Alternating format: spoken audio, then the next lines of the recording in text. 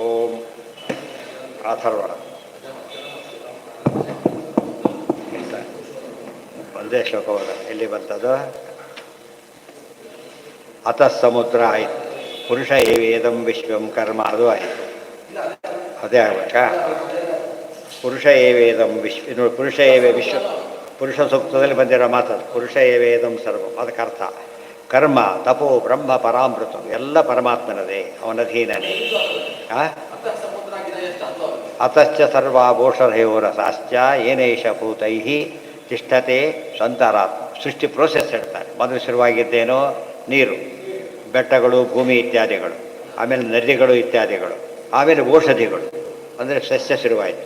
ನೋಡಿ, ಪರಮಾತ್ಮ ಆಮೇಲೆ ಜೀವನ ಸೃಷ್ಟಿ ಮಾಡ್ತಾರೆ. ತಿನ್ನಕ್ಕೆ ಬೇಕಲ್ಲ ಅವರಿಗೆ, ವ್ಯವಸ್ಥೆ ಮಾಡ್ಕೋಬೇಕಲ್ಲ, ಮನೆ ಮಾಡಿ ಕರ್ಕೊಂಡು ಹೋಗ್ತಾರಲ್ಲ ಹಾಗೆ ವ್ಯವಸ್ಥೆ. ಔಷಧಯೋ ರಸಾಶ್ಚ ಏನೈಷ ಭೂತೈ ತಿಷ್ಠತೆ ಅಂತರಾತ್ಮ. ಅದರ ಒಳಗೆ ಸೃಷ್ಟಿ ಮಾಡಿದ್ದಷ್ಟೇ, ಒಳಗೆ ತಾನು ನಿಂತುಕೊಂಡು ನಿರ್ವಹಣೆ ಮಾಡ್ತಾ ಇದ್ದಾನೆ. ಗುಣಕ್ರಿಯೆಗಳು ಪುರುಷ ಏವೇದಂ ಸರ್ಶ್ವಂ ಕರ್ಮ ತಪೋ ಬ್ರಹ್ಮ ಪರಾಮೃತಂ. ಆಮೇಲೆ ಏನೇನು ಆಯ್ತಲ್ಲ, ವಿಶ್ವಂ ಇಡೀ ವಿಶ್ವವೇ ದೇವರ ಅಧೀನ, ಕರ್ಮಗಳ ಅಧೀನ, ತಪಸ್ಸಧೀನ, ಬ್ರಹ್ಮ ಪರಾಮೃತಂ. ಏತದ್ಯೋ ವೇದ ಗುಹಾಯಾಮ್. ಇದೆಲ್ಲ ತಿಳ್ಕೋಬೇಕು, ಆದರೆ ಎಲ್ಲೋ ತಿಳ್ಕೊಂಡ್ರೆ ಮೋಕ್ಷ ಆಗೋದಿಲ್ಲ. ಏನು ತಿಳ್ಕೋಬೇಕು? ಗುಹಾಯಾಮ್, ಹೃದಯ ಗುಹೆಯಲ್ಲಿ ತಿಳ್ಕೋಬೇಕೆ ಹೊರತು ಎಲ್ಲ ತಿಳ್ಕೊಂಡ್ರೆ ಉಪಯೋಗ ಇಲ್ಲ. ಪರೀಕ್ಷೆ ಬರಿಬೇಕು ಅಂತ ಹೇಳ್ತಾರಲ್ಲ ಹಾಗೆ, ಆ ಸೀಟಲ್ಲಿ ಕೂಡ ಆ ಹೊತ್ತಿನಲ್ಲಿ ಬರೀಬೇಕು. ಈ ಮಧ್ಯೆ ಬಿಟ್ವೀನ್ 9 and 12 ಹಾಗೆ ಇರಬೇಕು, ಅದೇ ಜಾಗದಲ್ಲಿ ಕೊಡಬೇಕು, ಅದೇ ಪ್ರಶ್ನೆಗೆ ಅದೇ ಉತ್ತರ ಬರೀಬೇಕು. ಅವ ಪಾಸ್ ಆಗ್ತಾನೆ. ಎಲ್ಲ ಗೊತ್ತಿರ್ಬೋದು, ಎಲ್ಲೋ ಬರೀತಾನೆ, ಉಪಯೋಗ ಇಲ್ಲ. ಈ ಬೇರೆ ಟೈಮ್ದಲ್ಲಿ ಬರ್ತಾನಿಲ್ಲ. ಇದು ಬಂಧನ. ಏತದ್ಯೋ ವೇದ ಗುಹಾಯಾಮ್. ಪುಸ್ತಕ ಬಾಯಿ ಪಾಠ ಅಂತ ಯಾವಾಗ ಬಾಯಿ ಬಂತು ಅಂತ ಯಾವಾಗ ಹೇಳ್ತಾರೆ? ಬಾಯಿ ಬಂತು ಅಂತ. ಪುಸ್ತಕ ನೋಡ್ಕೊಡದೆ ಹೇಳಿದ ಬಾಯಿ ಬಂತು ಅಂತ ಹೇಳ್ತಾರಲ್ಲ, ಆಗ ಹೃದಯ ಒಳಗೆ ಕಾಣುತ್ತೆ ದೇವರ. ನಮ್ಮ ಹೃದಯದಲ್ಲಿ ಕಂಡಾಗ ಅಪರೋಕ್ಷ ಜ್ಞಾನ ಅಂತ ಕರೀತಾರೆ. ಬೇರೆ ಕಡೆ ಕಂಡ್ರೆ ಅಪರೋಕ್ಷ ಜ್ಞಾನ ಅಲ್ಲ, ಗೊತ್ತಾಯ್ತಾ? ಹೃದಯದಲ್ಲಿ ಕಾಣಬೇಕು.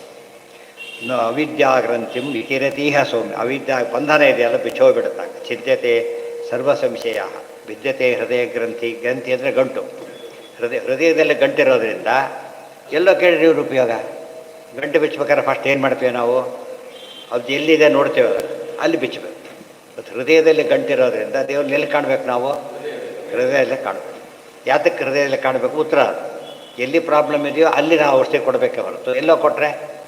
ಇವತ್ತು ಯಾವುದೋ ಕಂಡು ಯಾವುದೋ ಆಪ್ರೇಷನ್ ಮಾಡಿದವ್ರು ಇದ್ದಾರಲ್ಲ, ಕೇಸ್ ಹಾಕಿ ಇದು ಮಾಡಿ ಬೇಕು, ವಾಪಸ್ ಬಂತ ಪಾಪ ಕಂಡು ಹೋಯ್ತಲ್ಲ, ಆ ಥರ ಆಗುತ್ತೆ. ಅದಾಗಬಾರ್ದು.